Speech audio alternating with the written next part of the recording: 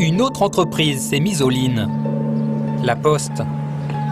Et elle a poussé la logique du gain de temps jusqu'à l'extrême. Il nous faut distribuer toute la journée. Les facteurs répondent résistance. Chez certains salariés, ça coince. Ils ont un seul leitmotiv, tout le temps, en permanence. La chasse au temps mort. Les conditions de travail, elles sont loin. Selon les syndicalistes, tous les gestes des postiers ont été rationalisés depuis 2010. Exemple, la réexpédition d'un courrier. On a par exemple se connecter quotidiennement à l'application 0,66 minutes.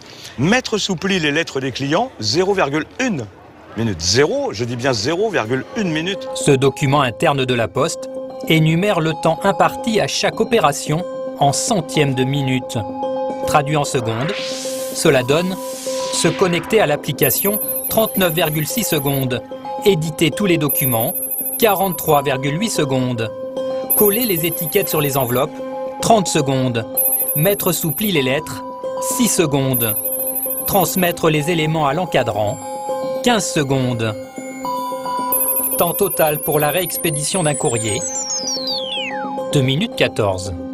Un chronométrage qui fixe les objectifs de productivité des employés. Ces calculs-là qui sont maîtrisés par les gens qui sont dans les bureaux là-haut, qui n'ont jamais distribué une lettre de leur vie, ces calculs-là, à la fin, ils broient le facteur parce qu'il fait que le facteur est obligé de cavaler comme un malade avec des normes et des cadences prévues qui sont fausses. Et le terrain réel, il y a un décalage qui est énorme. Et à peu près, moi je dirais en termes de temps, 30% d'écart. Mais on ne tiendra pas, quoi. Il va y avoir de plus en plus d'accidents, ça c'est clair. J'ai demandé à la Poste de pouvoir filmer le travail d'un postier Génération Ligne. Refus de l'entreprise.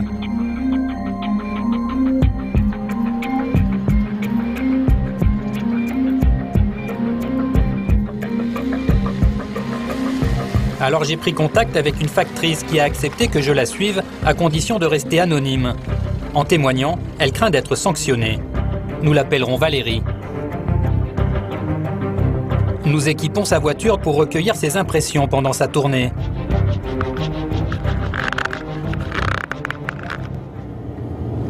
Démarrage sur les chapeaux de roue. La course contre la montre commence.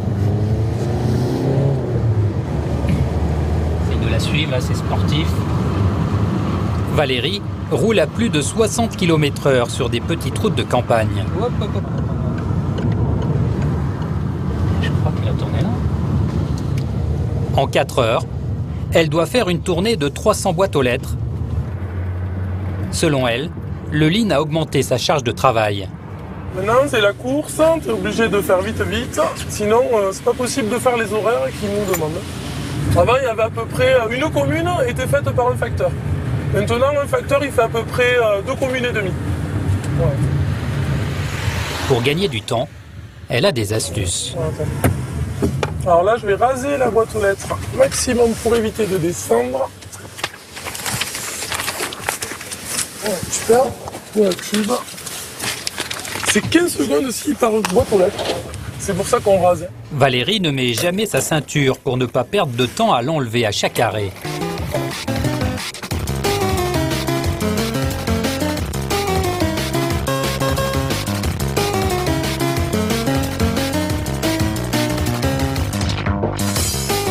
La tuile, c'est quand un habitant commence à lui parler. Bonjour madame. Et voilà, avec un peu de lecture. Ah c'est ça. Merci beaucoup. Bonne journée. À demain. À demain. C'est vous qui avez pris? Voilà. C'est vous qui prenez? Oui, c'est moi qui vais prendre. Ah oui, alors, voilà, on avait demandé une boîte, mais le locataire ne vient pas. D'accord. Pour mettre là. Ici? Mais celle-là, ça y est.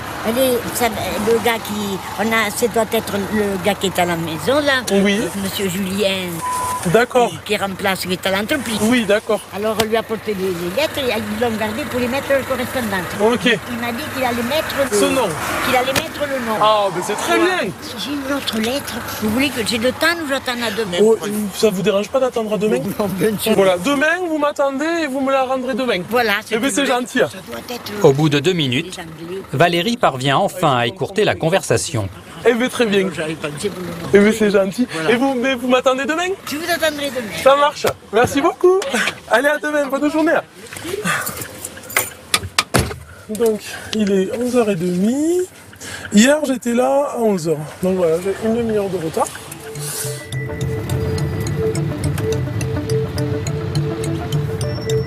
Midi, pas le temps de s'arrêter pour déjeuner. J'ai un petit sandwich.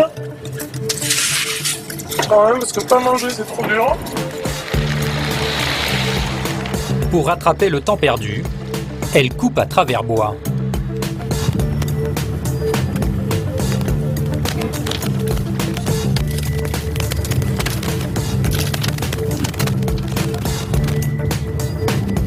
Une conduite souvent dangereuse. Sous mes yeux, elle grille un stop. C'est non-respect du code de la route, prise de risque et en plus il faudrait que je mette ma ceinture de sécurité.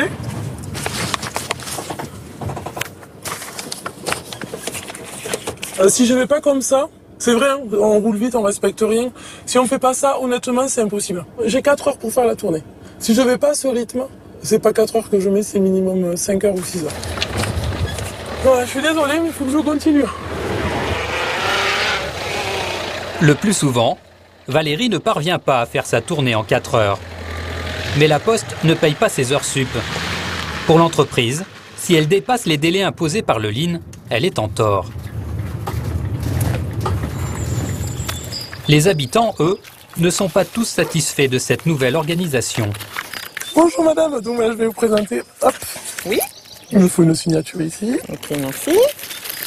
Vous avez l'impression que les choses ont changé? Oui. On sent bien que c'est plus... ils ont plus le temps et c'est plus le même service. Là-dessus, je suis pas contente du tout parce que j'ai des soucis. Hein. J'ai eu des courriers perdus, un recommandé 8 jours après. Donc vous n'êtes pas plus efficace? Ah non.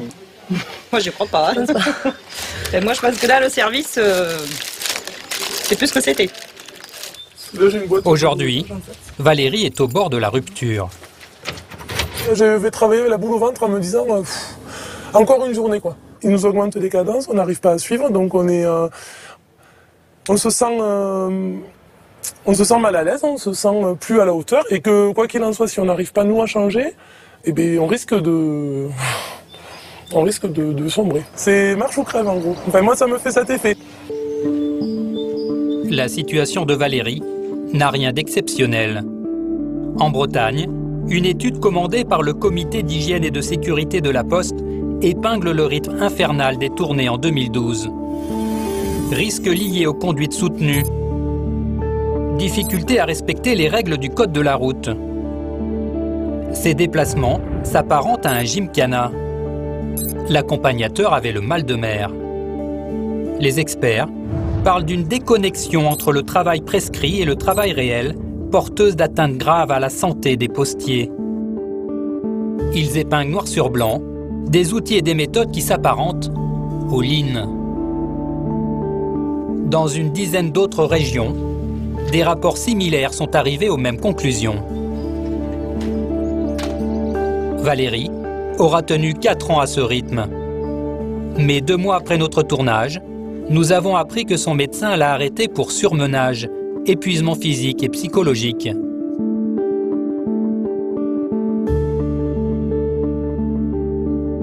Une autre histoire est encore plus dramatique.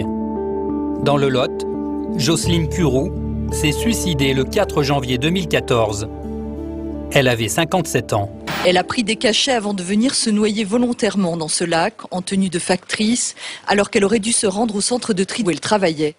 Selon son mari, Jocelyne Curou était minée par son travail, le stress, les cadences inatteignables. Francis, le mari de Jocelyne Curou, a accepté de me rencontrer.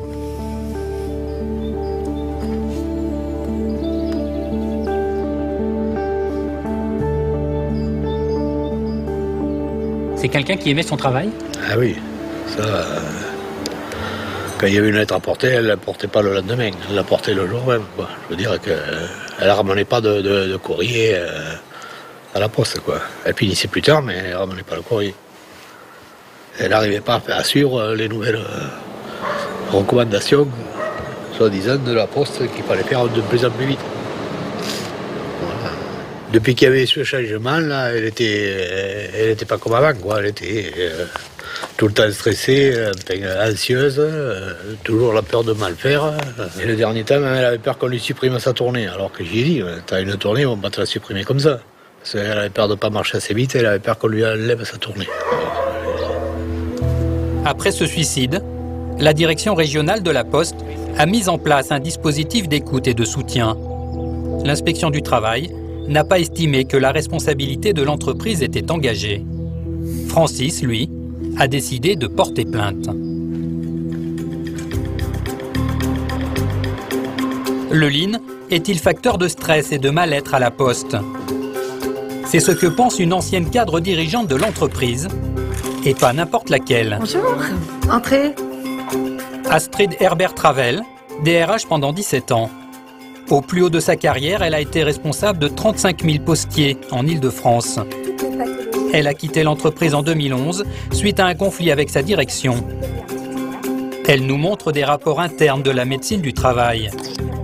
Selon elle, il y a une corrélation entre la montée en puissance du lean à la Poste et le mal-être des salariés. Donc là, on a une décennie de rapports de médecine de prévention. Donc, des rapports de 2004 à 2013. Je vais reprendre quelques années. Voici le rapport de 2009. On va dépister tout un tas de maladies psychologiques, donc de syndromes anxio-dépressifs, de troubles du sommeil, de burn-out, etc. Donc, pour le chiffrer, on en est à 81. Et au fur et à mesure des années... 2 ans plus tard, le nombre des pathologies repérées est multiplié par 7. Par exemple, on se retrouve en 2011, la même catégorie, là où on était à 81, eh bien en 2011, on est à 551. Et on voit que rien que le nombre de pathologies, donc de burn-out et d'épuisement professionnel, il dépasse 100. Avec en plus des commentaires des médecins de prévention qui lient très clairement ces pathologies psychologiques à l'organisation du travail et aux réorganisations permanentes qui ont lieu à la Poste. Aujourd'hui, à la Poste, le taux d'arrêt de travail est supérieur de 66% à la moyenne nationale. Sur ces 7 dernières années, d'après les syndicats, il y aurait eu plus de 220 suicides. En 2012, l'entreprise lance l'opération Grand Dialogue. Elle promet d'améliorer les conditions de travail des postiers, mais depuis, les suicides continuent. Toute cette morbidité autour du travail qu'on connaît à la Poste, au travers de faits divers dont on a parlé directement, puis de suicides qu'on voit omniprésents à la Poste, pour moi, ils sont liés à la gouvernance, au cadre de travail, à l'organisation du travail. À partir du moment où l'organisation du travail, elle est basée sur de lean management, on peut se dire que le lean management a une part de responsabilité dans la mortalité à la Poste et le malaise qu'on y observe. Astrid Herbert-Ravel a réalisé une synthèse de 60 expertises sur les conditions de travail à la Poste. Voilà. Un véritable dossier noir qu'elle a transmis au ministère du Travail en espérant déclencher une enquête nationale. Bonne journée.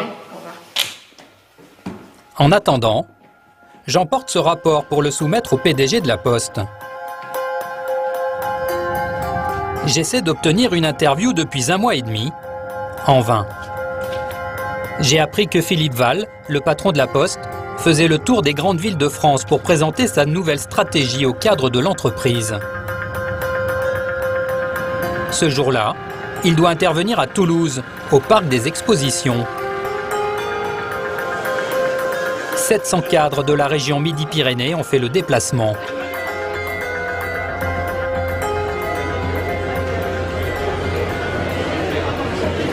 C'est où l'entrée pour un moment? L'entrée dans la grande salle? Ce sera par là. Ah, ce sera par là, ça va être ouvert après. Très vite, une responsable de la communication de la Poste nous repère. Racontez-moi, vous faites quoi ici? C'est un documentaire sur le lean. Aujourd'hui, le lean est utilisé à la Poste et... Arrêtez de me filmer, monsieur. Comment? Arrêtez de me filmer, monsieur. Et vous la laissez, parce que ça, franchement, voilà.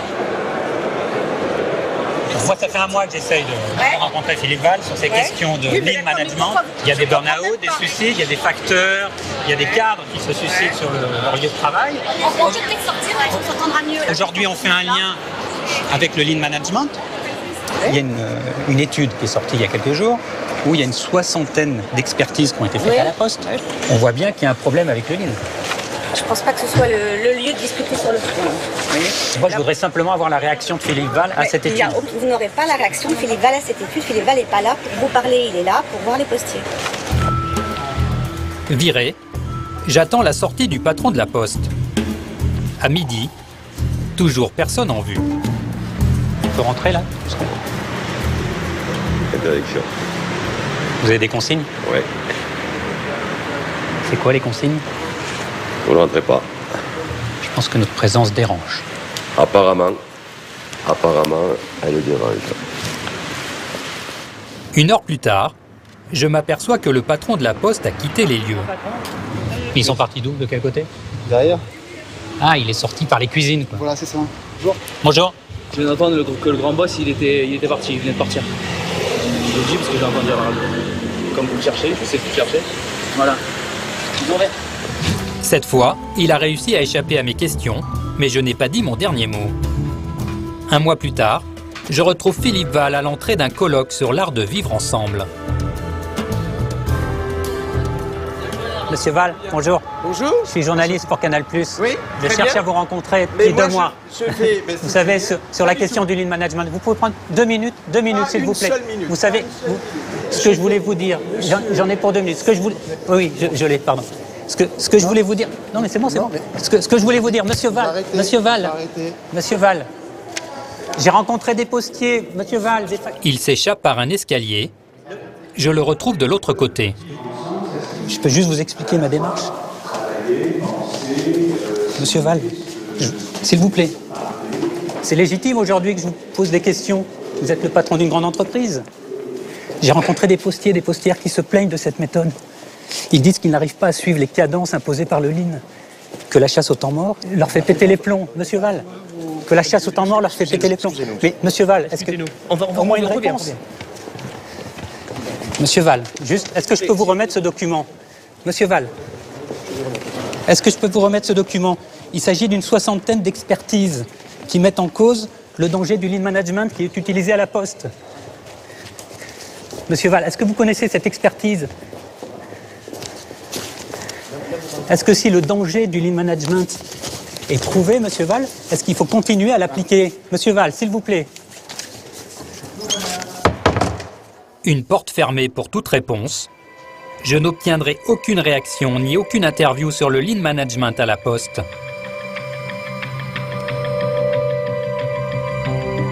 Une autre grande entreprise, adepte du lean management, a été confrontée à des problèmes de mal-être au travail. France Télécom. Entre 2008 et 2010, l'entreprise est frappée par une vague de suicides.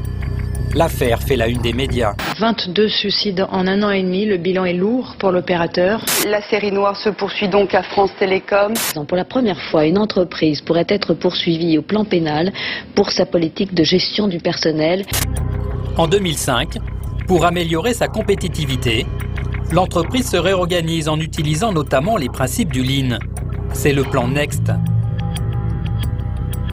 Quelques années avant la Poste, j'allais dire que France Télécom a essuyé les plâtres. Ce sont les mêmes logiques et les mêmes outils qui ont été mis en place, avec pour moi les mêmes résultats. Le PDG de France Télécom, Didier Lombard, sera obligé de démissionner. Aujourd'hui, il est mis en examen pour harcèlement moral avec 6